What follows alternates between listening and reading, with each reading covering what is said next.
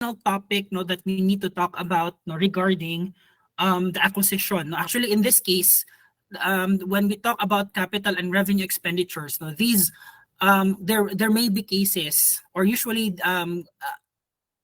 this pertains this pertains to expenses which are made after. Take note, guys, kani ang capital and revenue expenditures after installment or after initial recognition, after initial rec. So there may be or naapay mga expenditures or naapay mga cost nga pwede nato ma-capitalize as cost of the equipment, and naapay mga expenditures related to the PPE nga i-expense as incurred nato. Okay. So definitions: capital expenditure, an expenditure that benefits not only the current period but also future periods. Take note, guys, of the definition of an asset. Asset benefits the current period and the future period.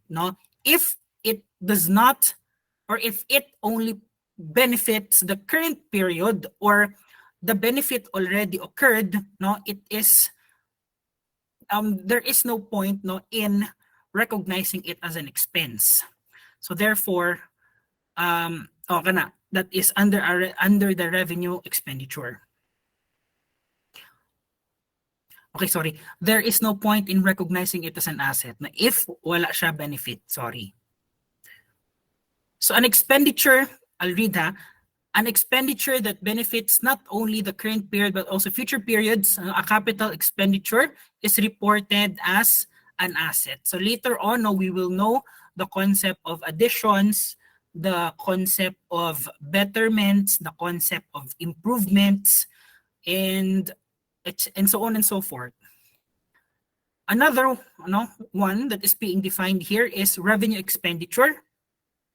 So revenue expenditure is an expenditure that benefits only the current period and therefore reported as outright expense. Okay. So we start this off with a question. So when is subsequent cost? Again, guys, as what I've said, mga subsequent cost ni sila, mga subsequent expenditure, again, after initial recognition. So again, when is a subsequent cost on PPE? Capitalized. So naay mga subsequent cost nga pwede pa makapitalize, So the subsequent cost, take note, guys, of the two here. Take note, this is within the definition of an asset. Now, if you remember, recognition criteria of an asset, and in general, of PPE, in general, that's an asset. So, di ba, nakaremember ka mo sa ato ang recognition criteria, ang pinaka-common na ito ang recognition criteria would be probable and measurable. So, it may be capitalized, ang subsequent cost may be capitalized when it is probable nga na ay future economic benefit, meaning the benefit is current and in the future, and the cost can be measured reliably. Okay. So, in other words now, when the cost will benefit future periods, or the subsequent cost will increase the service potential of an asset when, sumuni sila ang mga example, These are the example wherein we may capitalize cost, So if due to the expenditure, na-extend ang life sa asset, B, the expenditure, naghimo nato increases the capacity of the asset, Example ka na ang mga output, Example, prior to the repair, prior to the maintenance, ang ma-process pa lang ni machine kay 100,000 units per month. So pag maintain mo, gi-improve nimo siya, nakagi-add yung mga parts, gipadak-an mo siya, so yung ma-process 150,000 units na per month. So that increases capacity. So the expense that you made to improve that certain PPE shall now be considered as part of the PPE. It shall be capitalized. no? For example, no, by upgrading machine parts. Letter C, expenditure improves the efficiency and safety of the asset. Kana pod, no? Example, on your factory building, na kay mga safety equipment nga gipang-add or safety or mga safety equipment nga gipang-add sa building, no? So it may be capitalized as part of, or it may be capitalized as PPE, no? So example ani nga gihatag dire, no, by adopting a new production process leading to large reduction in operating cost, no? Ang yang nahimuan niya, nag-improve ang efficiency. Okay, so these are the 3 examples wherein you may capitalize, no, as a subsequent expenditure. So ang kani sila nga 3, ginatawag nato ni sila mga capital expenditure. So if wala siya mag-improve, no, as is lang, no, that is what we call a revenue expenditure. And revenue expenditure again is expense as incurred. Naman na lagi siya. Dali lang. Na-skip. Okay. Sige. So, additions, no? How do we treat additions? So, ang addition siguro guys, no? Ang pinaka-example, anik, mabasahan ako sa libro, kay kanang naa kay building, na ang building nimo imo siya gi-extend, so nakagi-add nga extension sa building, like more room, gibutang gibuan nimo building, so naghimo ka og tapad nga building nga connected sa kanang building. So since connected lang man sila duha, so that is an addition, no, to the old building. So of course, since it's an addition, it's another building, so that is a capitalized expenditure, no? Additions represent major expenditures for new asset or an expansion, enlargement, or extension, no? An addition, the word addition encompasses the purchase of new asset. So basically nipalit kag bag-o nga PPE, nag-expand kasi imong PPE, sa example sa building, no? Gipa-enlarge nimo imong PPE or gi-extend nimo ang imong old nga PPE, no? Kana sila, those are still under the definition of additions. Additions, as what I've said, are capitalized in the usual manner. Okay. Now, treatment of improvements or betterments. Now, again, by the word itself, improvement and betterments, take note of the one that So improvement and betterments either extends the life, either increases the capacity, either improves the efficiency, and improves the safety. So therefore, improvements and betterments are capitalized. I'll read. Improvements or betterments are modifications or alterations which increases the service life or the capacity of the asset. The improvements may represent replacement of an asset or part of an asset with one of a better or superior quality. Okay. So again, capitalized na siya.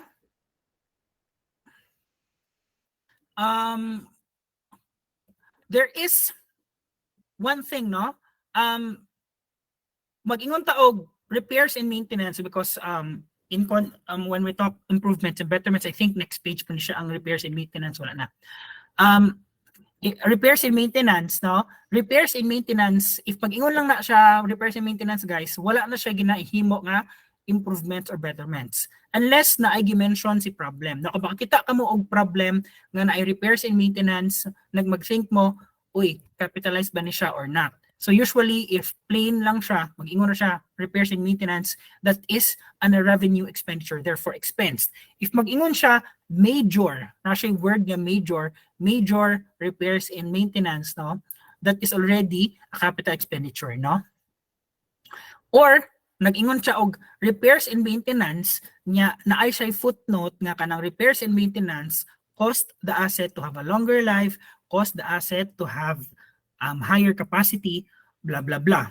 Okay, so another thing that is mentioned here is that the improvements that do not involve replacement of parts are simply added to the cost of the existing asset. So later, I think we have an example here, if natay replacements, no?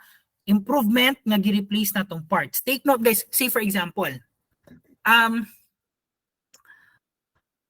if natay building, or balay lang sa ato, just to simplify. Ang atop sa balay inyo sa una, kay ano pa lang siya, kanang nipa, ano pa siya, nipahat, or nipa pa, di pa siya, ano.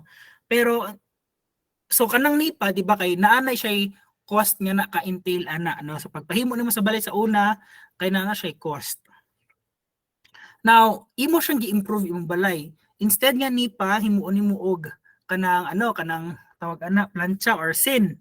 Hindi ko sure kung sa tawag ana kanang flat iron. Hindi ko sure kung sa basta kanang sansawon nga roof. So that is an improvement of course because it's more durable. So if you remove your old roof na nipa, so there is a need, di ba, replacement. So kung tangtangon ni mong old di mo nga nipa nga roof, naa kay replacement. So if naa kay gi-replace, of course, tangtangan pa nimo og cost ato. So kung kahibaw ka sa cost sa atop nimo sa una, tangtangon to nimo ang cost. Nga i-replace nimo siya sa bag-o nga cost sa asset. So basically, what you do, ang first nimo nga entry is to take out the cost. So say for example, pag tangtang nimo sa atop nga nipa, so nag-building ka, I think it's a loss, but naana siya later, naana siya entry jud, tanaw na lang nato later.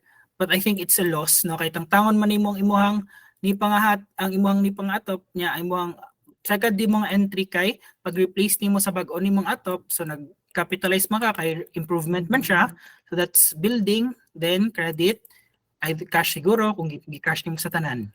Ana imong entry. So you take out the one that was being replaced and you replace it with the new one. So kana. So that's 2 entries. However, if your improvement do not involve replacement of parts, simply add the cost of the existing asset. So therefore, number 2 lang imong entry kung wala ka nag-replace. Okay, so just to give you a basic overview. Pero nato example ani. So example of improvements are, so tile roof is substituted for wooden shingles. Shatterproof glass is substituted for ordinary glass. Old motor in a machine is replaced by a new and powerful one. For a while. Galvanized iron roofing is substituted for nipa roofing, and replacement of wooden floor by concrete flooring. So kani sila mga example of improvements. So again guys, kani nga mga example kay naa may mga substitution. No, so there is a need for you to take out first the part that is being substituted. So therefore, na kay credit sa imong building or sa imong asset. And when you replace it, na kay capitalize nga asset pod. Okay. So next, replacement, no?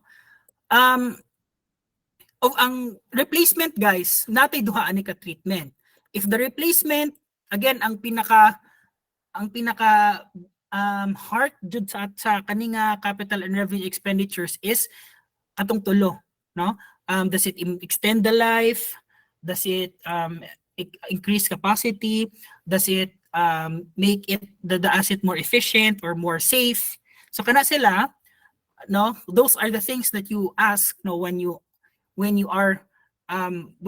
encounter the capital revenue expenditure. So kana sa replacement, no?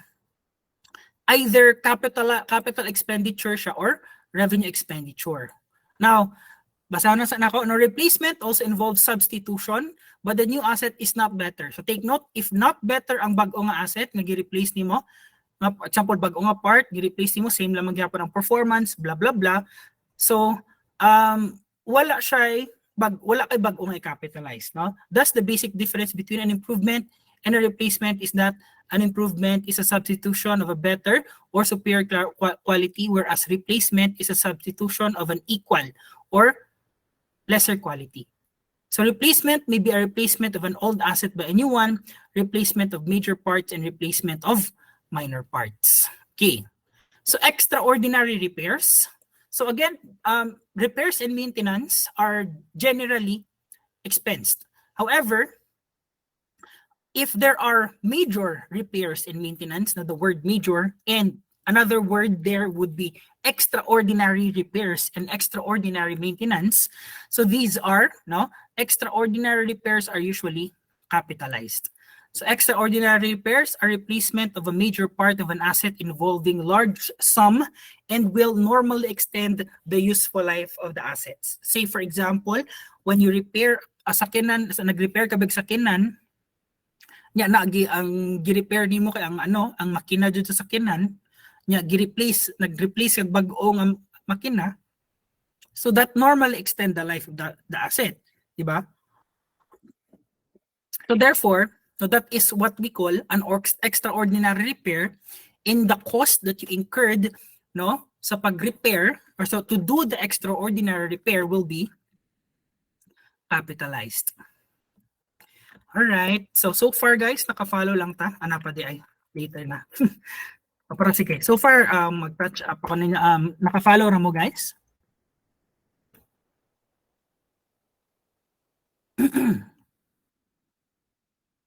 Sige, mag-continue ko ha. Sige, ordinary repairs. So in contrast with extraordinary repairs, ordinary repairs are expensed as incurred. Okay.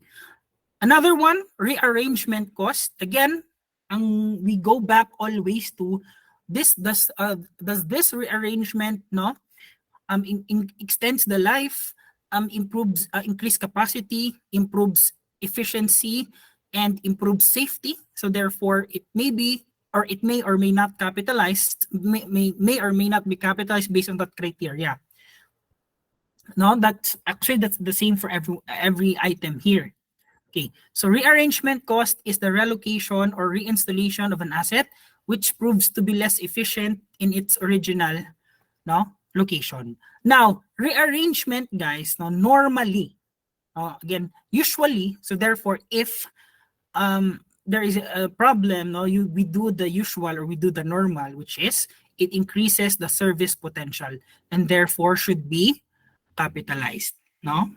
Again, rearrangement cost, if the problem is silent, rearrangement, ano lang yung rearrangement, so that is capitalized because normally rearrangement increases the future service potential of the asset.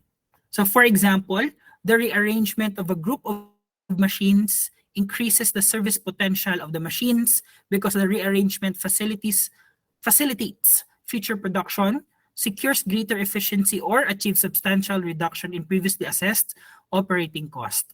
So however, if the rearrangement, again, merely maintains, now again, if merely maintains lang siya or at a lower quality siya, the existing ang rearrangement, so the rearrangement cost should be expensed immediately. Again, we always go back to the three criteria. A, B, and C. A, B, and C. So this is always the items that we should check. Okay. Now, major replacement. Okay, this is an example. If major replacement, again guys, that's what I've said, major replacement, naka-gina-replace. So therefore, wait, wala lagi siya.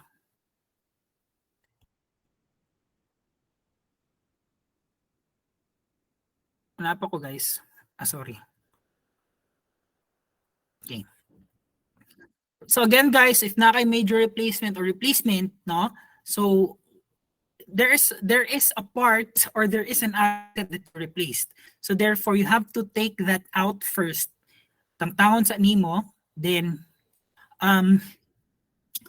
i-recognize nimo ang gi-replace nimo nga part. Now the accounting issue there is that what if you don't know specifically what is the cost of the part that you eliminated? So naanay advice or naay gipahimo diri gi-advise si author or si standard. Okay. Sige, basahon sa nako. Okay. So ang himuon na to guys, no, if a part is replaced, no, the original part of the existing asset, no, is derecognized. Now, ang basis of the value, no, or the amount that we are going to be recognized is if it could be separately identifiable, no, the major replacement is debited to the asset account. So kung unsa tong specific na amount sa part sa nga gi-replace nimo, mo to ang imuhang i-credit, no? Now, the cost of the part eliminated and the related accumulated depreciation are removed, no? Itong tangtangon from the accounts, and the remaining carrying amount of the old part is treated as a loss. As what I've said, duha tong entry, loss, dayon ang asset ang part ni gitangtang nato, dayon mag-add ta sa atong gi-add na part, gi-replace na tong part og credit cash or something nga i-credit nato, kung example accounts payable na to, accounts payable. Okay, so the issue there is what if kaning part nga gi-replace nato or gi-replace nato, dili nato siya ma-determine. So dili siya ma-separately identified. So gamiton nimo, basahin ako. If it is not practicable for an entity to determine the carrying amount of the replaced part. Again guys, basahin ako just to emphasize, if it is not practicable, no, to determine the carrying amount or the cost of the replaced na part. So kaning si entry 1 ang gi-replace na tong part. No, pwede na to gamiton ang cost of the replacement. So pwede na to magamit ang cost sa replacement as an indication of the likely original cost of the replaced part at the time it was acquired or constructed. However, the current replacement cost shall be discounted. Okay, discount nato siya. So we are going to be using present value. So mabalik na sad ta guys sa atong present value nga concept. Again guys, by the way guys, for next week's quiz, I'm going to be checking your your calculators. It should be basic calculator, no scientific calculator, because we are now going to be applying the present value. Okay? Sa ACC 106, okay, di pa kayo strict sa 106, yung 1 present value. Pero dere, kailangan na tawag present value, so basic calculator ta. Clear? Next week, Thursday, atong quiz ha. Okay, again. Sige, just to continue. So example guys, example ni siya. So the building daw, no, it has a useful life of 20 years. Nya ang total cost niya kay 5 million. Now after 10 years, gi-replace na to ang wooden roof sa building. Gi-replace na to siya og concrete na roof. So that is an improvement. So according to the problem, no, mas separately identify nato ang cost sa wooden roof nga gi-replace nato. So ana sila, a study of the original construction records revealed that 400,000 is an accurate estimate of the original cost of the wooden roof. Again, what do? We write off the carrying amount of the wooden roof, so credit building. And of course, we also write off not only the cost, we also write off the proportional. Since 10 years has passed already out of the 20 years, we know guys, we know that 1/2 of this 400,000 which was expended 10 years ago, 1/2 of that has already been depreciated. So therefore, di ba kay 400,000 divided by 20 times 10, that's 200,000. So that is the accumulated depreciation of this specific 400,000. So accumulated depreciation. So therefore, our carrying amount of this building or of this wooden roof is 200,000. And this 200,000 will be recorded as a loss.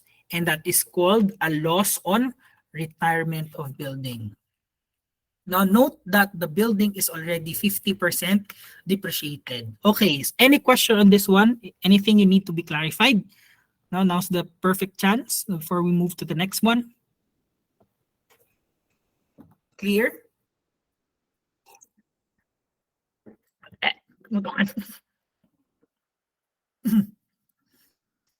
Okay ta guys? Okay. So next ha? Okay. So to record the replacement, of course, ang cost sa nag-replace nato ay 500,000. So 500,000 building credit cash. Nya subsequent annual depreciation sa bag-una. So building 5 million minus 400,000 mo ni siyang old na parts. Gi-add na tong bag-o nga part, so 5.1. Na accumulated depreciation nato ay 2.5 minus 200, that's 2.3. So ang carrying amount nato is 2.8. Pila na lang nabilin nga life? 10 years, no? Kay 20 years, 10 years has passed already. 20 years ang original, 10 years has passed already. So therefore the remaining life is 10 years. So that's why 2.8 nga carrying amount divided by 10 years, your annual depreciation will be 280,000. Okay. Now, mao na ni siya ang dilemma na karon. What if daw dili nato mas separately identify ang cost sa gi-replace nato nga part. So katong ganina, dili na wala ta kahibaw. Wala ni siya ang 400,000, wala ni siya nag-exist sa kaninga situation. Now assume daw the data set in the preceding illustration and it is not practicable to identify the cost of the specific part replaced. Again, if dili practicable, gamiton nato ang cost of the replacement. So therefore, gamiton nato ang 500,000. However, we should discount it. So take note, 500,000, that is the cost made 10 years later. Or kung ibalin ako, the old roof was made 10 years, the cost or the expenditure for the old roof was made 10 years ago. Na ang gi-replace niya 10 years ago or ang gi-replace nato sa old roof nga karon, that's 500,000. Now if time value of money nato or i-discount nato si 500,000 into 10 years ago, so gamiton lang nato ang present value of 1, no, using what is the discount rate. Usually guys, the discount rate is given here. So niingon lang si problem. So don't worry if ang ano ang situation. No, the discount rate is always given by the problem. So niana sila 6% ang discount rate. 10 years ago man siya gihimo, so 500,000 times 0.56. Try to compute for yourself. Imakuha ninyo. I'll give you a couple of minutes na to compute 0.56 for the present value. PV of 1 ni siya guys. Kaya usara man ang 500,000. Try to compute the present value if ka remember pa kamo.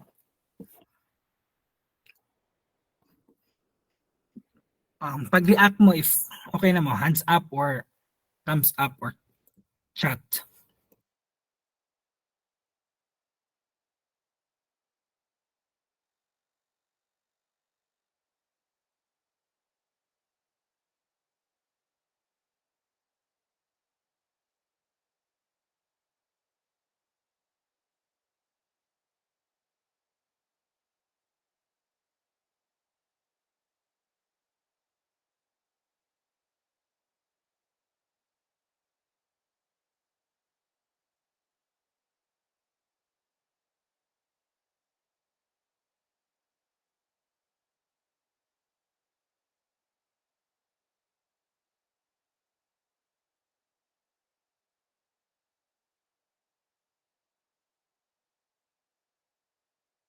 All right, so very good. Sige. So 0.56. So we multiply na to si 500,000 with 0.56, we will be arriving at a cost of 280. And again guys, take note, this 280 is 50% depreciated. So therefore, credit na to si building at 280. Mo na siyang estimated nga value ni replaced part, no? And again, 20 years siya ang life and 10 years ago pa ni siya gihimo. So therefore, mag-record to og 50% depreciation on this part na 140. So the credit building, debit accumulated depreciation, and again, the the balancing figure or the balance or the carrying amount of the replaced part no is recorded as a loss on retirement of the building. Okay. So mo na siyang difference do sa duha guys ha. Kani kay ma-separately identify pero consistent lang gihapon ta nga if 50% depreciate na to. Again guys, it's not always 50%. Nag-ingon ako 50% because 10 years out of 20 years naman ang nakalipas. So, journal entries to record the replacement, 500,000, blah, blah, blah, to record the subsequent annual depreciation. So, 5 million minus 280 old plus 500 new, 5 to 20. Ang 25 sa 5 billion original minus sa 50% sa 280, that's 2360, 2860, pila ang remaining life, 10 years. So, ato ang annual depreciation nga bag-o would be 286. All right. So, yeah, any questions guys before we move on to the practice, no? Q&A?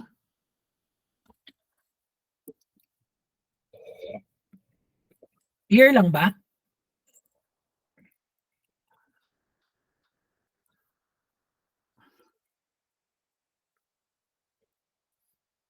Okay, sige ha. Sige. Again guys, I've already posted this one, so you may revisit no the handouts or the presentation. No, and please do practice the sample problems indicated here. Answer it yourself. Okay? Sige. So, with that, no, let us answer the problems. No, again, we are going to be touching upon. Wait lang for a while. Ano siya? So atong i-discuss would be about machinery. No? Okay. So during the current year, the company made the following expenditures relating to the plant building. Okay. So the question is, what amount should be charged to repairs and maintenance expense in the current year? Okay. So kani, normal repairs ni siya guys, no? If continuing and frequent repairs, these are what we call ordinary repairs and these are expensed. So expense man natong ginapangita, no? Okay. Repainting of the plant building. Question. Repainting, does it increase the life of the building? Does it improve capacity? Does it improve efficiency? Does it improve the safety? The answer, no. No. So therefore, this is also expensed. Now, if kani, major improvement, the word itself, of course, capitalized. So this one will be recorded as an asset. So i-add ni siya sa ato ang PPE. Now, partial replacement of roof tile. Kaning mga partial replacement, no, similar lang gyapon na siya sa kaning mga normal repairs or ordinary repairs and therefore should be expensed. So the answer would be 400,000, no, the ordinary repairs and maintenance, the repainting, and the ordinary or the partial replacement of the roof tiles. Okay. So any questions on this problem? So repairs.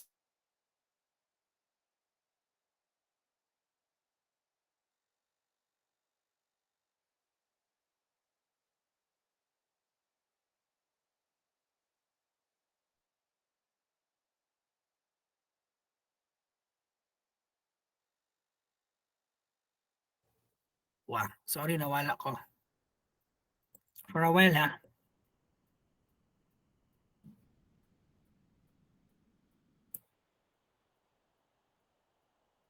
Nag-present po gyapon? Ano nawala ko? Sige. Makita ninyo ako gina-present guys or hello? Nakita ninyo ako gina-present? Sige, sige. Wala lang.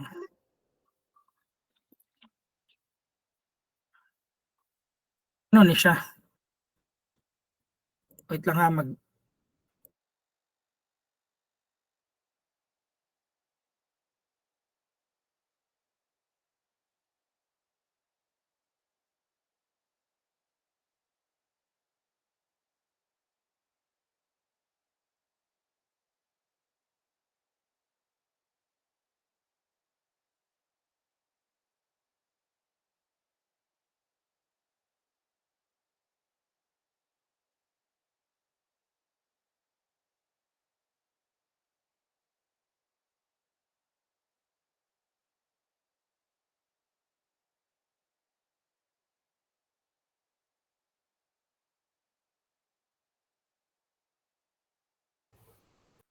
Hello, dali lang. Sorry ha, saan man siya eh. Okay, I'm back. Am I back? Okay na, no? Dali lang, ano na siya.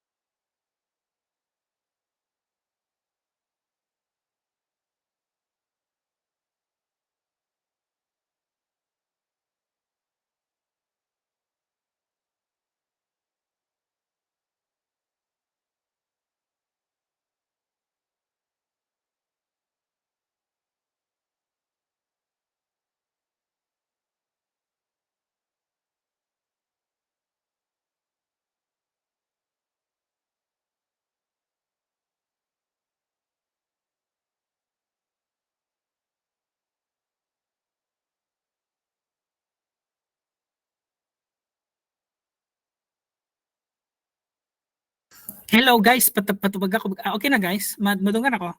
Okay na, makita na po na akong screen. Sige, thank you. Sorry ha. Sige, going back here. So next problem, no? Printable company incurred the following cost for a printing press. Okay. So question here, what total amount should be capitalized? Okay. So purchase of collating and stapling attachment. So it is an addition, no? So addition, capitalized, no? Installation of an attachment. So again, di ba, addition part sana is an attachment to the asset. So that is capitalized. Okay. Replacement parts for overhaul of press. So depende. So let's see first. The next is labor and overhead in connection with the overhaul. Now, as what I've said, tanawon sa nato if this replacement no improves. Tanawon nato. So the overhaul resulted in a significant increase in production. So neither the attachment nor the overhaul increased the estimated life of the press. So kaning press is 840, ang attachment sa press is 360, ang replacement which increased the production. Now the 260 and 140, so these are no all capitalized, no? Again, kaning mga replacement and overhaul, no, we would look at it first if it would ma-qualify sa katong tulong nga gi-mention, no? Increase capacity or increase production, increase life, improve safety and improve efficiency. And other things nga improve sa asset. Blah blah blah. So kana. Next, the question here, no, ari na ta sa machinery and equipment. So the question, what total amount should be capitalized as cost of the equipment? Right. So Wisdom Company installed new equipment at the production facility and incurred the following costs. Cost of equipment per supplier's invoice, 2.5. Initial delivery and handling cost, 200,000. Now, cost of site preparation, 600,000. Blah blah blah. Sige, isa-isahon na sa nato. So ang question ani kay unsa ang mga cost nga kailangan nato i-capitalize. So let's start first with the 2.5 million. Of course, this one is the invoice price, no? 2.5 million capitalized. Delivery and handling cost, capitalized. Cost of site preparation, capitalized. Consultants used for advice in the acquisition, capitalized. Interest charges paid to suppliers for deferred credit. Question, is that capitalized? Or another question would be, is this equipment a qualifying asset? Yes or no?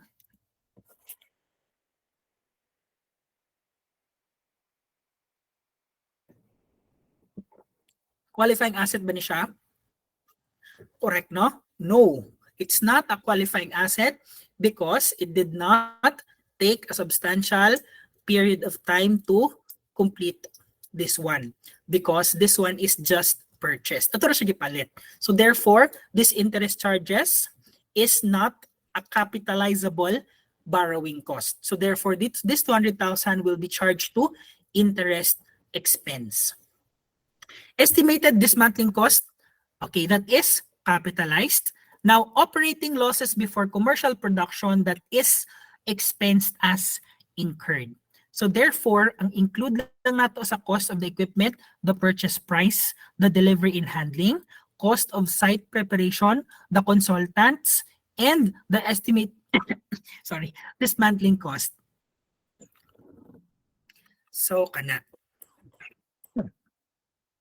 So interest charge daw is not capitalized because the equipment is already ready for intended use when acquired. So the estimated dismantling cost is capitalized because it is required by contract. So I think that's easy enough. So let's move on to the next question. So next question, what is the amount that is to be capitalized as cost of the new machinery? Okay. So list price. O familiar mo ano sa term ng list price, guys? If list price pa siya, guys, na siya discount nga walay 3 discount. So list price is also would be equal to invoice price ra gyapon siya. So this 1.4 million will be included. Now, what about this 20,000, guys? If you remembered, wala siya na take, guys. Deduct ba siya or i-delete na to siya, consider sa itong PPE? Ang cash discount na taken. What if na-take na to siya, deduct gihapon? I-deduct gihapon siya, guys. What if na-take na to ang discount? I-deduct gihapon siya? Yes, correct, no? I-deduct gihapon siya. I-deduct gihapon siya because, again, okay rin na siya clear. Now, cash discounts, guys, is always deducted whether taken or not. That is, guys, isulod sa inyong ulo, guys. Deducted whether taken or not. Okay? Sige. Kaya na, guys. Uy, grabe. Sige, deduct ni ang 20. Freight, include. Cost of removing the old machinery. Unsa man nakabantay na kamo ani nga expense, guys? Should we include this one or should we expense this one? Include or exclude? Take note, guys. Cost of dismantling or cost of removing the asset. This is the old asset. This is not the asset itself. So therefore, this cost of removing the old machinery is not included. Dili siya included, guys. Ang ginamin, guys, sa cost of dismantling, cost of removing, ang asset nga gipalit nato. Kani kay dili man yung asset nga gipalit nato. Mao ni siya ang asset nga gi-replace nato sa bag-o. So ang cost of removing that old machinery is expensed because that is not an expense relevant to the purchase or the acquisition of the new asset. Okay? So therefore, this 15 is not included. Okay. Installation cost, of course, included. Testing. Ang testing, guys, take note, guys, ang wages of the regular machine operator, ato ano siya tangtangon. Testing lang sa mga sa pag-put sa regular operation. Pero kaning mga regular operation nga part, wala na siya. So kaning 30 tangtangan na tuog 10 because that is not already a cost intended to bring the asset to its present condition and present location. So ato ang ang tangon.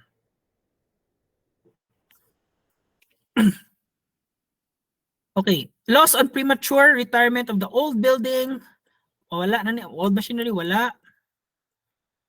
Yeah, estimated cost of manufacturing similar machinery including overhead, blah blah blah. Okay, wala na pod ni siya. Okay. So unsa ni siya? 30. Dala nga 1 4 20 40 50. Okay, wait lang. Nga naman, pili siya tangtangon for a while ha. Basahan sa akong tarong. Testing cost before machinery was put into regular operation, including 10,000 in wages of the regular machine operator. Okay. Sorry. Ang dili di ay ni included, sorry ha. Dili included is the training cost, no? Training cost ay na siyang dili included. If training cost siya guys of the regular machine operator, training cost of the operators kay expensed. Pero I think in this one, no, ang context jud diri niya is that the regular machine operators, no, were also the individuals who did the testing.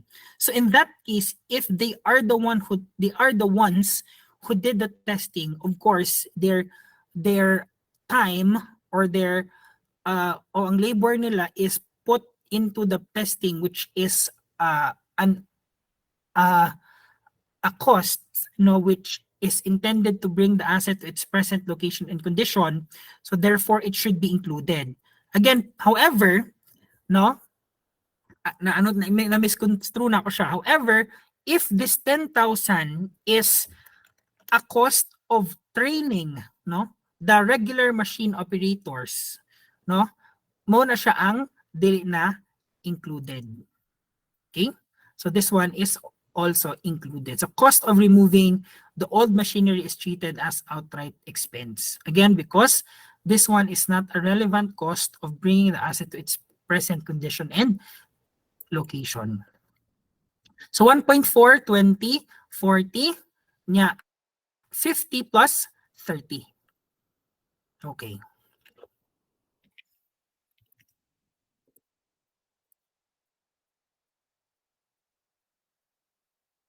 Sige. Next. Anay, na siya dire. No, cost of training. So kani guys, ang cost of training, this one, no, will not be capitalized anymore. Okay, mo ni siya. Ang dili i-capitalize. So dili ni siya i-capitalize. So kani, na siya VAT guys. Very good ni siya question. Na siya VAT. So take note guys, unsa nga tax ang na-mention sa capitalizable? Unsa nga mga tax? Unsa ganito? Unsa specific nga tax? Non-refundable taxes, di ba? If itaka nako ang specific nga giingon would be non-refundable purchase taxes. Which that could be, no, pero usually not. Kana no, non-refundable taxes. So guys, VAT guys is a refundable tax. Ma-refund na to siya, no? Kung natay sale, so natay output VAT. If natay purchase, natay input VAT. So what is our net input or output VAT? No, that will be, or usually output na siya, net output. So that will be the amount that we are going to be paying. So actually refundable siya because indirect man siya, dili si company ang mubayad. Ang mubayad anak kay si end consumer for a while.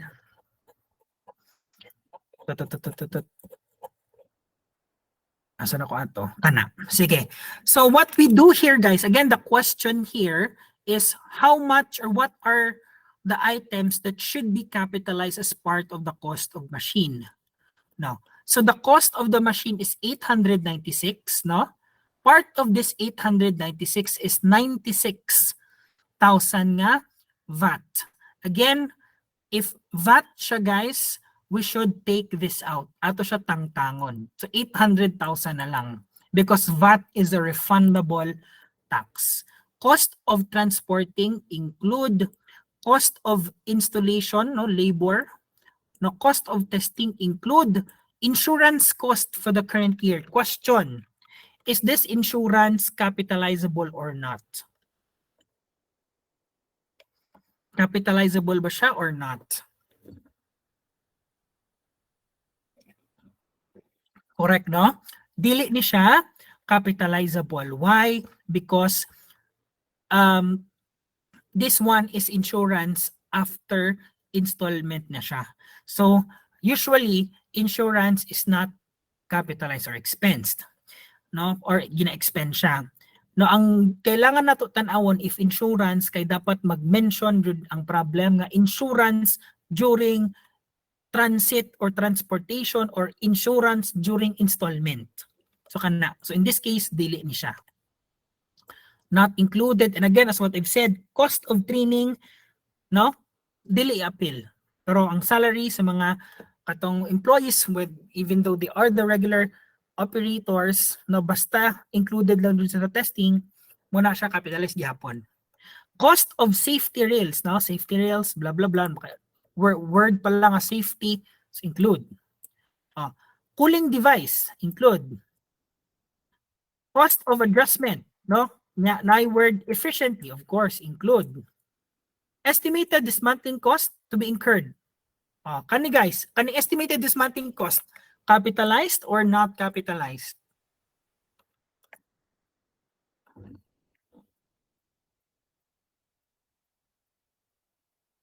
Capitalized. Very good, no? Because this one is the estimated dismantling of the asset itself. Correct. So, asa na ta? Humana. So, cash paid, 800. Cost of machine, installation cost, testing cost, safety rail, a cooling device, water device, cost of adjustment, estimated dismantling cost, and we would net or we would total 1.2 million. Okay, note that the estimated dismantling cost is capitalized because the entity has a present obligation as required by contract. So in the absence of a present obligation, the estimated dismantling cost is not capitalized. And that's the end of acquisition of PPE. Yes, nako nakita nag-discuss guys. So quiz on Thursday. And the content should be the different correct. The content should be the acquisition of PPE, no? Tanang klaseng acquisition from 1 to 9. Government grants, borrowing costs, what else? Land and building and machinery. So it's quite a long topic. So I would allocate about 50 to 60 questions. Now I will be updating you on that one by Monday. And I'll try to upload hopefully, well, kung magkasakit na karong weekend. So I'll try to upload this weekend materials, no, so that you can review. However, I think the slides that I provided, no, are already sufficient, no, but just to give you more examples, no. But please guys, no, if naa na mo reviewer, no, please just use reviewer. Okay, so anything else guys before we end? Again, Thursday afternoon, 1 to 4. Panaara. Kapoy mag-check of flight choices.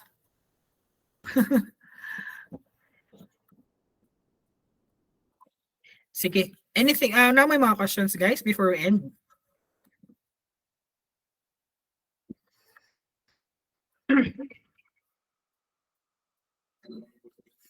So I've already uploaded this one, ha? So if you don't have any questions, sir, okay, go. Mag-scantron gapon, sir. Oo. Lapis guys, and again, basic calculator na mo. Ay na cycle. Okay, so any questions? Anything else? By the way, congratulations sa mga mga nakapasar, dili lang sa nakatap. I'm not sure yet kung unsa inyong mga scores, but I'll check this weekend. Yeah, kakita ko si kauban sila ni Julian, mag-host daw sila. So now may concern, may question before we end. Wala na? Sige. Bye-bye guys. Thank you so much. Enjoy your weekends. Bye.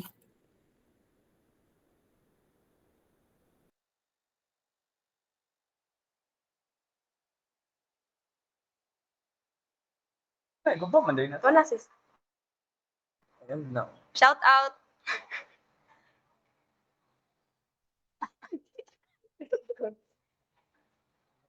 Isa na. Shout out Lexi, natulog. Riza Tumboy.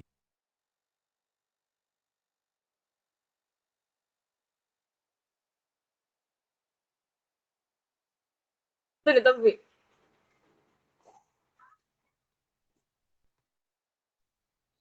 Pa